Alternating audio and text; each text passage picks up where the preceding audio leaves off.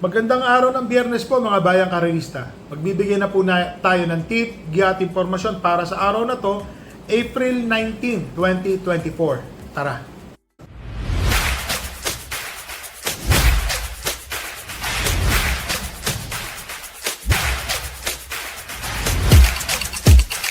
So mga bayang karerista, maraming salamat po. Inabot na po natin dito po sa Usapang BK with Boss JC 10,000 subscribers o yung followers po natin sa YouTube channel natin. So keep it up guys. Pagbubutihin po natin lalo ang pagbibigay ng tip. So dito po sa araw ng Biyernes, meron pong hinandang 8 karera. So ang start time po ng karera ay sa ganap na alas 5 ng hapon. So dito po sa race number 1, 1,200 meter race.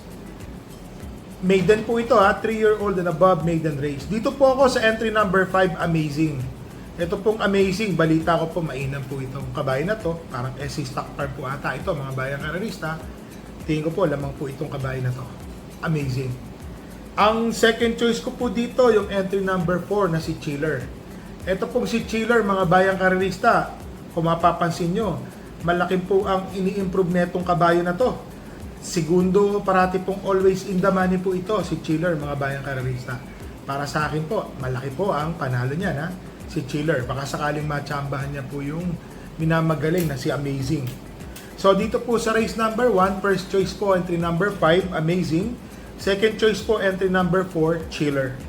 Dito no tayo sa race number 2, mga bayang karerista. Split non-placer po ito, 6 runners po. First choice po entry number 5, Baywatch. Malaki po ang panalo ni Baywatch. Yung lang po ang masasabi ko. Pwede na po siyang mauna. Pwede pong sumunod na nakatutok po sa nasa unahan. Para sa akin po, mananalo na po ito si Baywatch. Ang panigunto ko po dito, itong entry number 6 na si Daginding. Ito po kasi si Daginding, kung mapapansin nyo, always in the money, kaya lang umangat, alam nyo na, di kayang magpanalo. Kahit po yung mga kabayo ko, 6 to 10, di po mananalo eh. Diba nga nakababa ko po ng non-placer sa 5. Malalakas po, nasa 6 to 10. Ito si Daginding po, babad din po ito sa laban na mataas. Sa placers, sa 6 to 10, nalalaban po ito. So para sa akin po, may panalo rin po ito. Tapos third choice ko lang po yung entry number 3 ni si Magnolia Ashley. Si Magnolia Ashley po, mga bayang karerista, kung mapapansin nyo po, parati na pong nandoon. May kainaman na rin naman po yung kinikilos niyan. So sa tingin ko po, baka makachamba po ito, si Magnolia Ashley. Dito po sa race number 2, ang first choice ko po, entry number 5, Baywatch. Second choice po, entry number 6, Daginding. Third choice po, entry number 3, Magnolia Ashley. Dito no tayo sa race number 3, mga bayang karerista, 8 runners po, 1,200 meter race, 16 to 21. First choice ko po, napakatuling kabayo, entry number 8, Freddy's Cutie. So para sa akin po, maganda po yung numero ni Freddy's Cutie nasa labas. So mabilis po. Matulin po pumisi ito mga bayang karerista. Hindi ko po makakalimutan, parang dinaganan po nito sa labas si Don't Stop Believin'. Nataon lang ho na medyo ano pa ho yung kabahin natin, mainam pa noong time na yon. Ilan po ang masasabi ko mga bayang karerista. Ang second choice ko po dito yung entry number 5, Kaboom. Tingin ko po malaki rin po ang panalo ni Kaboom. Kung si Freddy's Cutie po ay mapapahirapan po ni Meliplo West nung entry number 2. Excuse me lang pa. Kung mapapahirapan po siya ni Meliplo West, tingin ko po malaki po ang panalo nung entry number 5 na si Kaboom. So dito po sa race number 3, first choice po entry number 8, Freddy's Cutie. Second choice po entry number 5, Kaboom. So dito na tayo sa race number 4, may kabayo po tayo dito, Don't Stop Believin'. So hindi ko po malaman dahilan paano pong parang naubos ng pusa yung kabayo ko na ba tumatakbo nung nakaraan. Nung nanalo po si Don Pedro, mga bayang karerista. Ako po mismo nagtataka kung ano pong nangyari. Sabi ng trainer ko, nagtataka din po sila bakit parang bumigat ang katawan. So ngayon po, maganda naman po yung mga ensayo niya. Parang yun na lang yung pinaka-trangko niya, yung tinakbo niya nung linggo. Tingnan po natin kung ano po. Si Don't Stop Believin' po, panigunda ko po yan. Ngayon, kinausap ko po yung trainer ko, lahat po ng masarap, lahat po ng dapat ilagay, pinalagay ko po dyan sa kabayo na yan. So pinauna ko po yan si Don't Stop Believin'. Siya po ang second choice ko.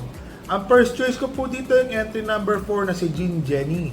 Ito po kasi si Jean Jenny, mga bayang karerista, may pagkapilyo din po ito sa starting gate. Minsan nagpapaiwan, naiiwan, yun lang po. Pero pag sumabay naman po ito, malaki po ang panalo nito, mga bayang karerista. Tingin ko po, ito po ang malalamado, si Jean Jenny po dito.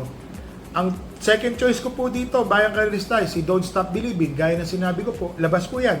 Si Don't Stop Believing, rating 12 na po yan eh. So wala namang tayo magagawa kung di labas ng labas. Ang third choice ko po dito, yung entry number 7, Lumunsudan Falls. Ito pong Lumunsudan Falls, mga bayang karerista, mainam po ito ha. May mga takbo po itong 1.27, 28, 29. So para sa akin po, malaki po ang panalo nito ni Lumunsudan Falls. So dito po sa race number 4, first choice po entry number 4, Jean Jenny. Second choice entry number 1, Don't Stop Believing. Third choice po entry number 7, Lumunsudan Falls. So dito na tayo sa race number 5, mga bayang karerista, 1,400 meter race. Wow. First choice po entry number 9, Iris. Nakababa na po si Iris ng laban, mga bayang karerista, rating 7 na po ito. Nag-uuno 27, 28 po ito sa 1,400 meters. Kung mauulit na po yan ngayon, tingin ko po, horse to beat po yan, si Iris. Ang second choice ko po dito yung couple entering 3 and 3A, Unafraid and Instant Message. Ito pong Instant Message, mga bayang karerista, may panalo po ito, napakainam po ng ginawang panalo nito. Mainam na mainam po, parang 1.28 po sa 1,400 meter race. Yun nga lang po, medyo, alam nyo na, yung numero niya, nasa numero 6, si Iris po kasi, mga bayang karerista, matuling. Pagkakalam ko, matuling talaga si Iris. Ang third choice ko po dito, itong entry number 1, Advocacy. Alam niyo naman si Advocacy, baka nag-aabang lang po yan sa kanto.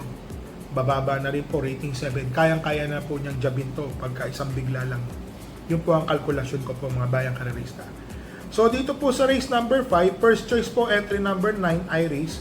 Second choice po 3 and 3A, Unafraid, Instant Message. Third choice po entry number 1, Advocacy. So dito na tayo sa race number 6, mga bayang karerista. 7 runners po, 1,200 meter race. First choice po entry number 3, Etnad. Etnad, mga bayang karerista, kaya silang sundan kahit anong tuling nila.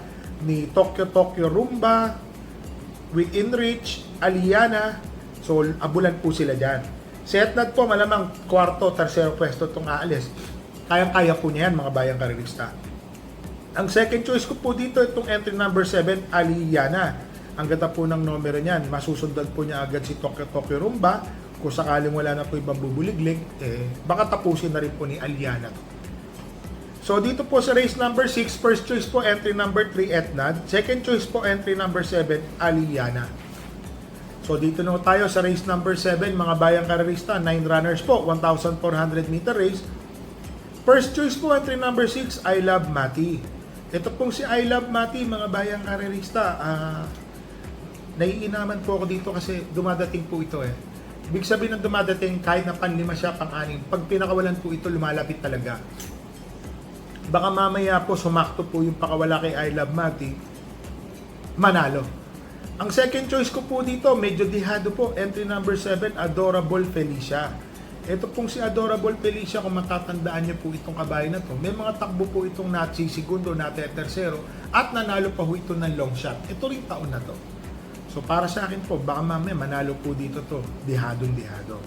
Ang third choice ko po yung entry number 2 na si Den. Mga bayang karerista, ang baba po sa laban, yun nga lang po, nakakapagtaka si Den, nung nakaraan, medyo hindi po maganda yung pinakitang kilos niyan. Excuse lang po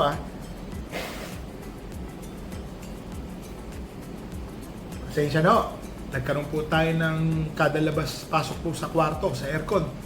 Medyo nagkaroon po tayo ng sipon. So dito po, yung Den, gaya po na sinabi ko, third choice ko po siya. Medyo hindi lang po maganda yung pinakita niya nung nakaraan. Pero kung ngayon po, tatakbo po ito ng matuling, wala pong makakadikit sa kanya rito, kaya po niyang tumapos. Baka lang mamaya, biglain po siya ni habulin, tapalan siya sa labas, hindi po makakuha ng magandang pwestuhan agad to si Den. So dito po sa race number 7, first choice po entry number 6, I Love Mati. Second choice po entry number 7, Adorable Felicia. Third choice po entry number 2, Den. So dito na po tayo sa race number 8, mga bayang karerista. 10 runners po. Third choice ko lang po yung kabayo natin, Tifosi. Si Tipo si po mga bayang karerista, tinesting po natin si AR Ramos.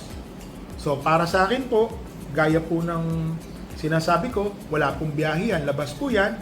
Nagkakataon lang po na nagkakaroon po ng aberya sa wadra, yung kabayo sumisipa, nakakaapak habang nag-iensayo ng bato, yun po nagiging problema lang ni Tifosi. Sa ngayon po, wala po akong nakikitang problema niyan. Batak po si Tifosi sa ensayo. Opo, batak po yan. Third choice ko po yan. Ang first choice ko po dito yung entry number 9 na si Cristiano. CL Advincula po ang papatong. Alam naman natin si Cristiano is Cristiano. Mainam na kabayo po yan. Ang second choice ko po dito yung entry number 6 na si Early Bird, mga bayang karerista. Itong si Early Bird po, rating 8 na po ito. Malaki po ang panalo nito para sa akin po, mga bayang karerista.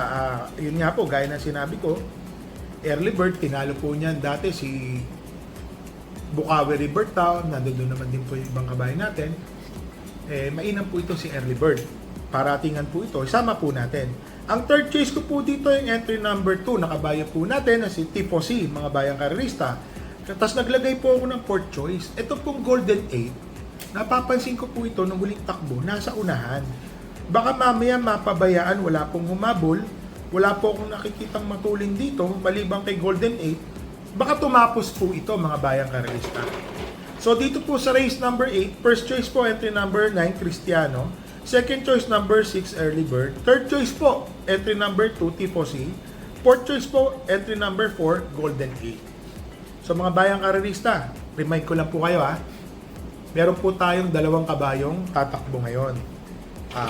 Ang unang tatakbo po nating kabayo, si Don't Stop Believing. Sa di ko po malaman dahilan, sa sobrang init, di ko lang alam. Yun po ang nakikita naming rason, bakit ganun po Pero labas po yan si Don't Stop. So ang takbo po niyan is 6:45 ng hapon. Labas po yan, mga bayang karerista. At saka si Tipo si po, last race po, entry number 2, labas din po yan, mga bayang karerista. So ito po, mag-shoutout lang po tayo sa mga batang sabunga ng Laloma Cockpit po shoutout po sa inyo. Shoutout po natin sila Mr. Tony Baisa, kay Bird Manderson, kay sa Manalad family po, shoutout po kay Junie Liboy, Bilya Dolid at anak niya si Julio. Sa Atilado family, shoutout po sa inyo. Saka kay Mr. Rodel ng Odjongan, Romblon, ang layo from Romblon. So mga bayang karerista, remind ko lang po ulit, bet small, win big. Huwag po natin itaya ang budget para sa pamilya. Unahin po natin ang pamilya, mga bayang karerista. So, ito po, pagpunta po tayo sa mga OTBs natin dyan, magbawad po tayo ng tubig. Sobrang init po talaga. Kahit ako po mismo, di po ako lumalabas ng bahay. Yun nga lang, nagkaroon po ako ng sipon, kakalabas, pasok ko ng kwarto.